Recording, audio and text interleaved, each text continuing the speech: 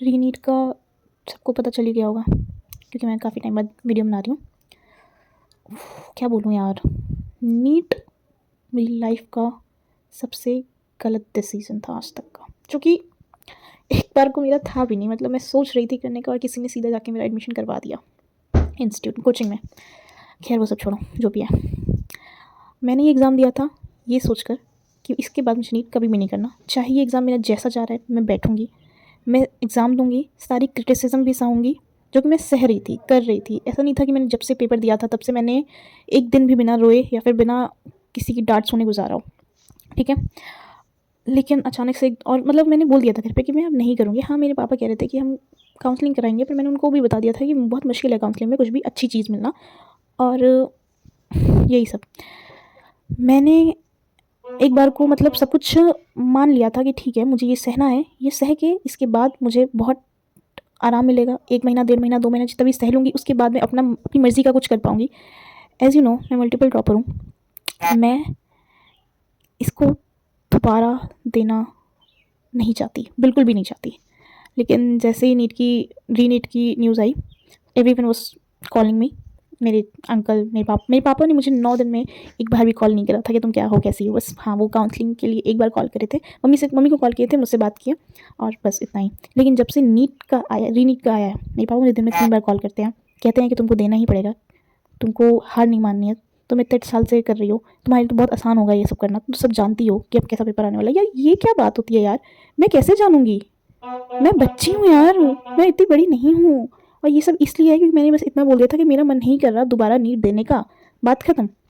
और उनको पता है कि इसका मन नहीं कर रहा तो शायद ये ना दे, इसलिए मुझे प्रेशराइज़ कर रहे हैं कि मैं ये नीट को दूँ। और मैंने कहा भी ठीक है मैं दे दूँगी, लेकिन वो मुझे दिन में 3-3 बार कॉल करते हैं, बार-बार बोलते हैं तुमको सिर्फ 2 घंटे 3 घंटे सोना है और बाकी टाइम तुमको सिर्फ पढ़ना है। मैं समझ रही हूँ, उनको ये लग रहा होगा कि मैं पूरे साल पढ़ी हूँ या इतने साल से मतलब मैं बहुत अच्छे से पढ़ी हूँ। और मैंने बता भी दिया कि मेरे अच्छे नंबर नहीं आ रहे हैं इस बार और मैं नहीं पढ़ना चाहती आगे इस चीज़ को।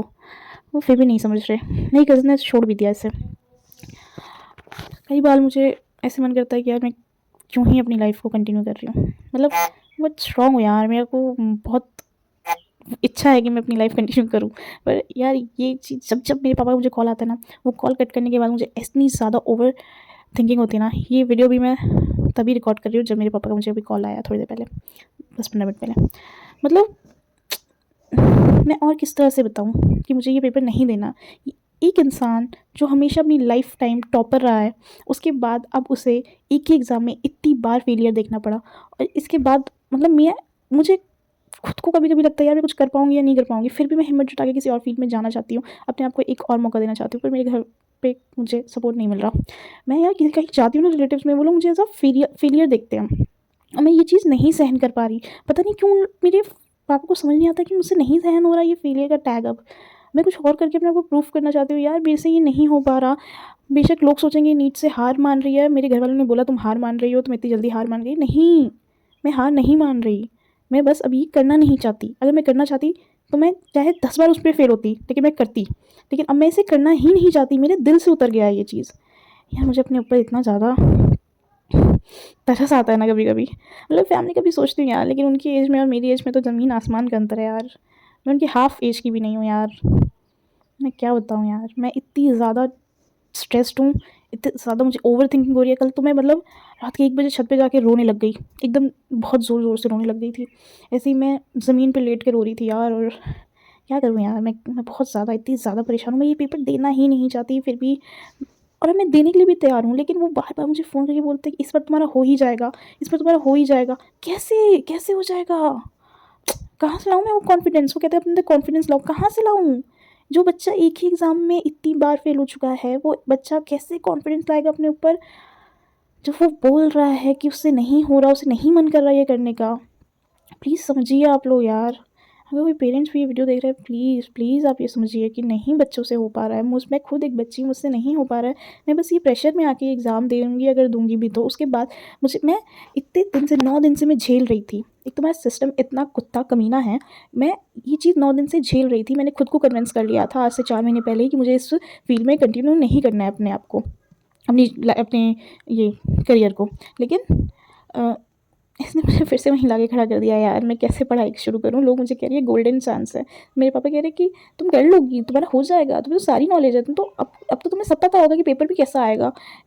मैं कह रही कैसे पता होगा यार, मैं टीचर्स को भी नहीं पता है यार। क्या यार, ये क्या है? मुझे नहीं देना एग्ज़ाम, फिर क्यों करवा रही हो यार एनटीए यार?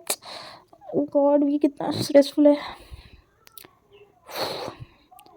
आई स्वेयर, मैं इतना स्ट्रेस्ड शायद ही मैंने किसी सिचुएशन में, एक बार मैंने ये हैंडल किया था, पर बहुत शॉर्ट टाइम के लिए था, 3-4 दिन के लिए।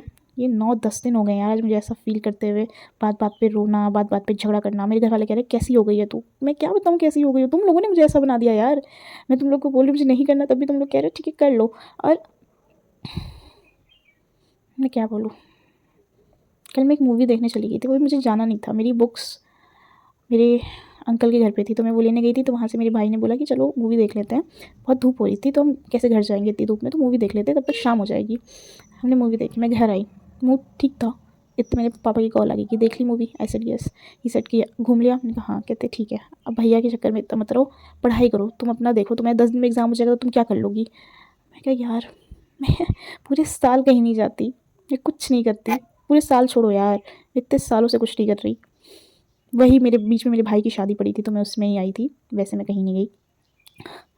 मैंने भले ही पढ़ाई अच्छे से नहीं करी, लेकिन मैंने कोई भी ऐसे घूमना फिरना दोस्त यारी में कुछ नहीं किया है। मैंने बस पढ़ाई नहीं करी, बाकी मैंने कोई टाइम पास नहीं किया है।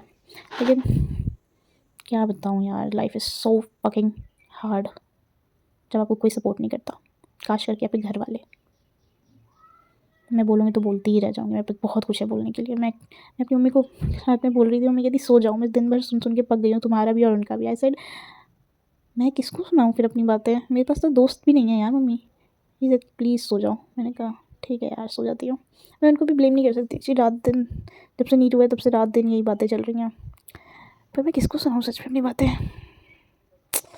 बाय यार गाइस, इतनी बेकार वीडियो, इतनी डिप्रेसिव वीडियो देख के तुम लोग भी दुखी हो गए होगे। सॉरी यार, किसी को तो सुनानी ही थी।